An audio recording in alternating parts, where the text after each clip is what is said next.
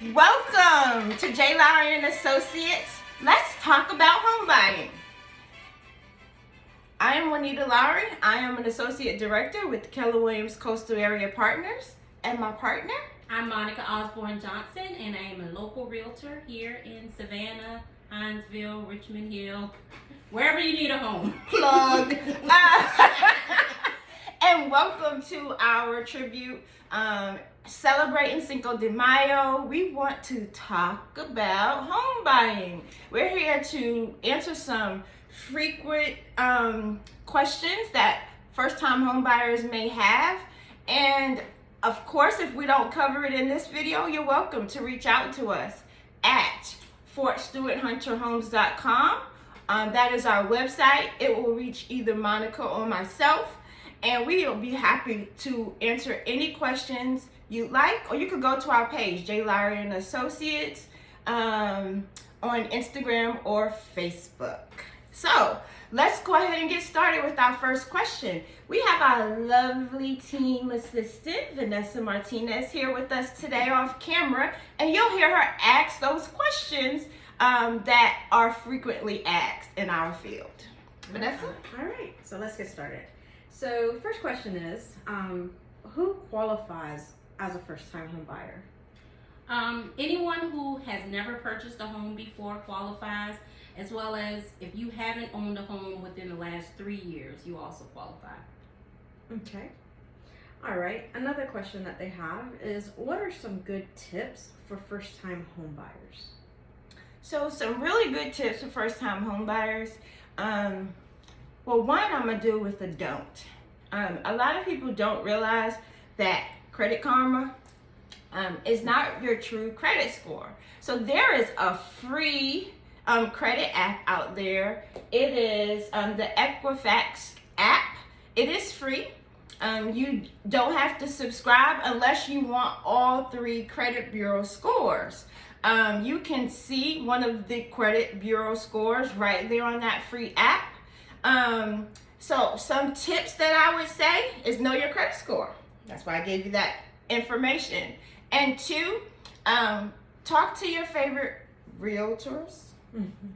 They're both in this video, so that's not hard, right? And 3, I would say let's talk to a mortgage lender, a local lender. Speaking to a local mortgage lender and getting pre-qualified would definitely be the top 3 things that I think you should do.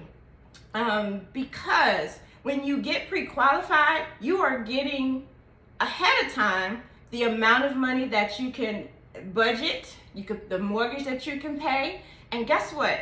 You're not just going into looking for homes blind. You know you can buy that home once you go looking at houses. You know that you're pre-qualified, and you also have a little shot over everyone else because you're now ready to write a contract. So when you find that home that you absolutely love, after we leave the doors, we could go and write it up. We don't have to wait on anyone else to do anything. We're ready to roll.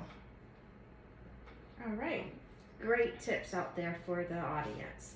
The next and final question is, what does the audience need to know about buying a home in Georgia?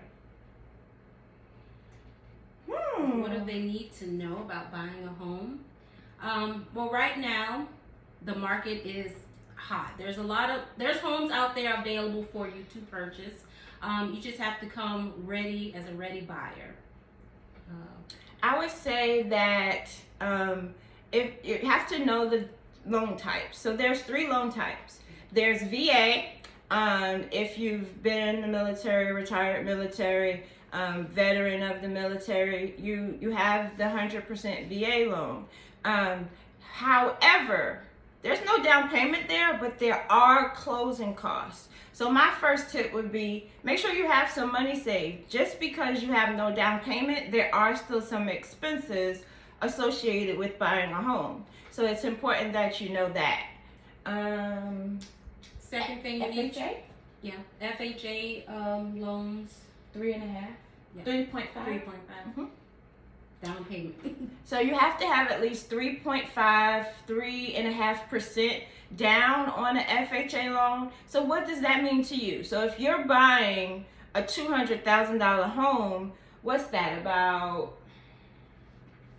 6,850. What's my guess? My guess is right. $6,000. $6,000. That's just, realtor got good math. Yeah. So you have to have about $6,000 saved for closing for your down payment. For your down payment on an FHA loan. So, and then the last is conventional. You have to, that down payment ranges. It depends on what your lender is qualifying you for. Sometimes they could get you 5%. Sometimes they have to put you at a 20% down payment. It sounds like a lot, but the best thing about that loan is that you won't have private mortgage insurance on the 20% down. There are some other benefits to go with the sellers, and the sellers agents are really favoring conventional loan products when it comes to us putting in offers. So there are some things that there's some benefits to having the conventional loan and conventional down payments. So what do we say? So we said down payment, know your credit score. Let me think of some other tips. Definitely don't, and I'm a big advocate for this. I may not be the right agent for you.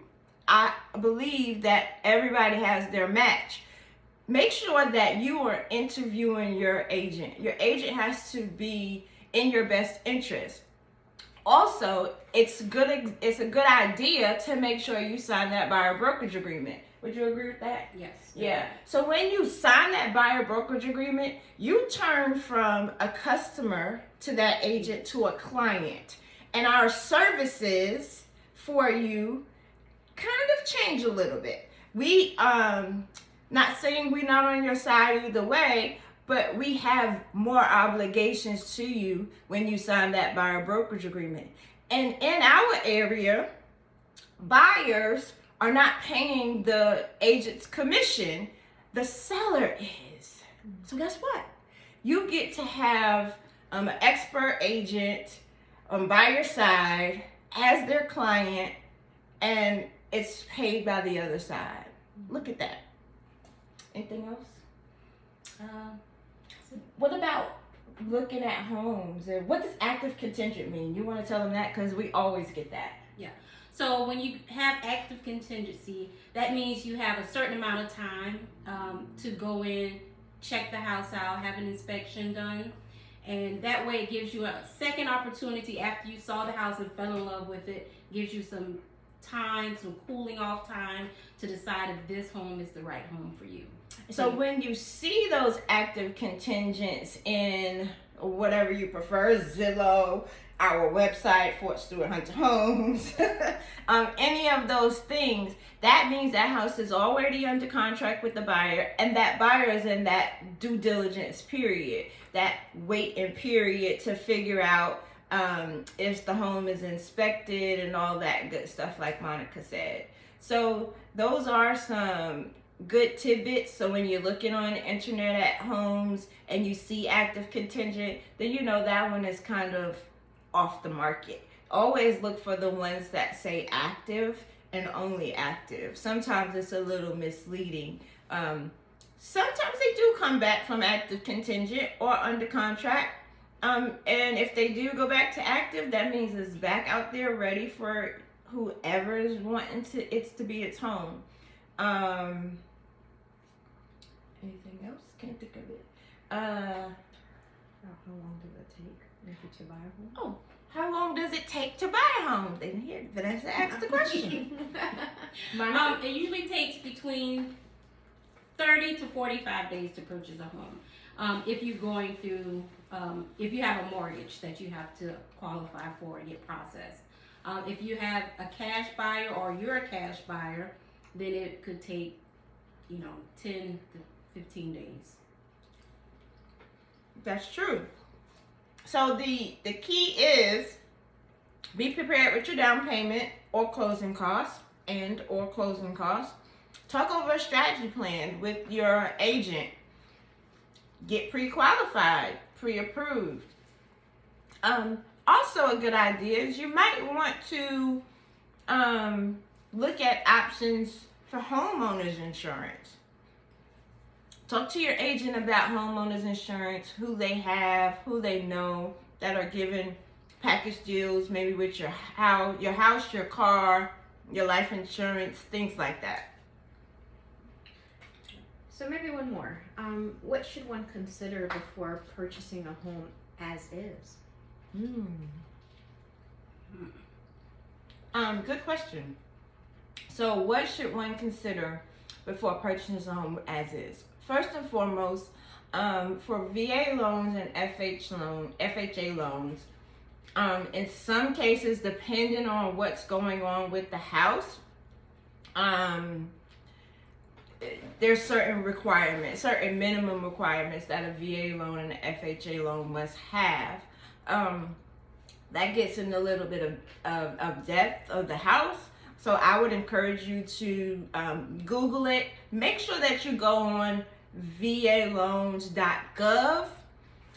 and FHA is HUD, HUD. They will give you some of those requirements.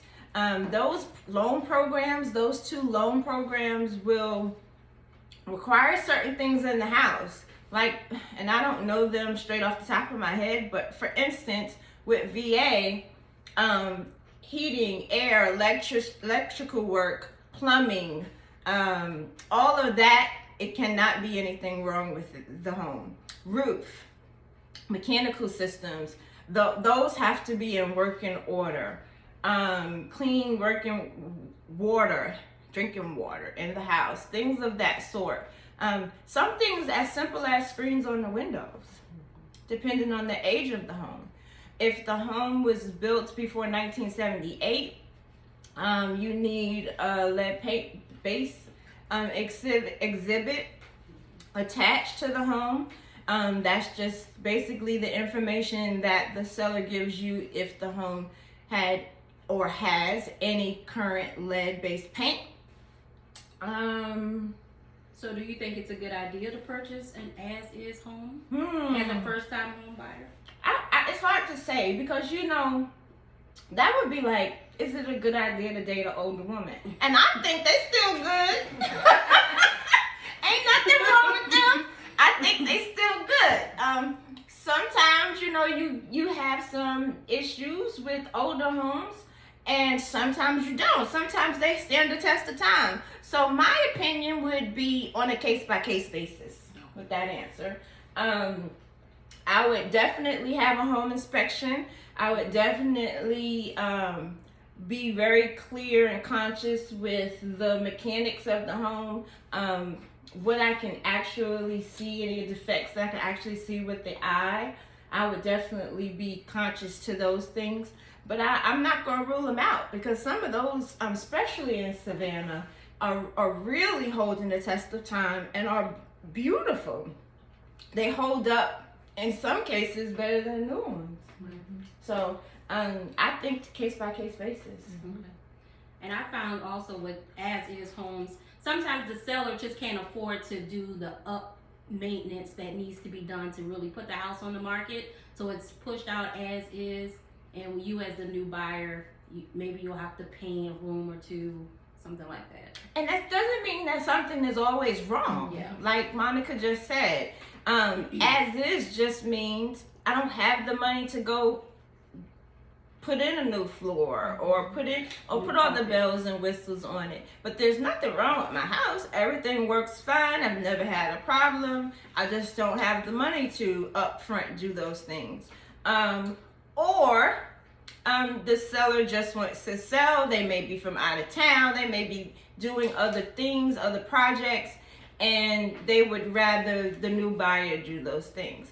And this is definitely why I think, having a home inspection and actually looking at the house, like I said, with the eye and seeing, what's wrong. what you just said made me think of something else. Another good tip. I don't know if I'm gonna say this quote right. Don't skip over pennies, or don't skip over pennies, or don't skip over dollars for pennies, or don't skip over pennies for dollars. I don't know how it go. I messed it up. However, what that means is, what they're saying is, if the house just needs to be painted, you just don't like the paint color, that doesn't make the whole house trash. Like, look at things that are functional for your family. When you're shopping for a home, don't necessarily go looking at, oh, I don't like the paint color. That doesn't really make sense. You can paint a house. Colors can be changed. Looking at the layout of the home, does it fit your family's needs, functionality? When I move around my kitchen, I like to have, 360. However, at one point, with my husband and my son stealing food on Thanksgiving, that 360 was a problem. So there's certain things that just, may stick out to you, may not. Things that cannot be changed, like the structure of the home, obviously. So if the house is laid out the way you have envisioned it, other things can be changed. If there's a hole in the door, doors can be changed. It's all over functionality of the home and if the structure really fits your needs. Anything else? I think that's it. Well, Monica and I would like to really thank you guys for tuning in and just for spending a portion of your Cinco de Mayo with us. And we wish you a happy Cinco de Mayo. Stay safe out there on behalf of J. Lowry and Associates. Bye. Bye. This is not alcohol.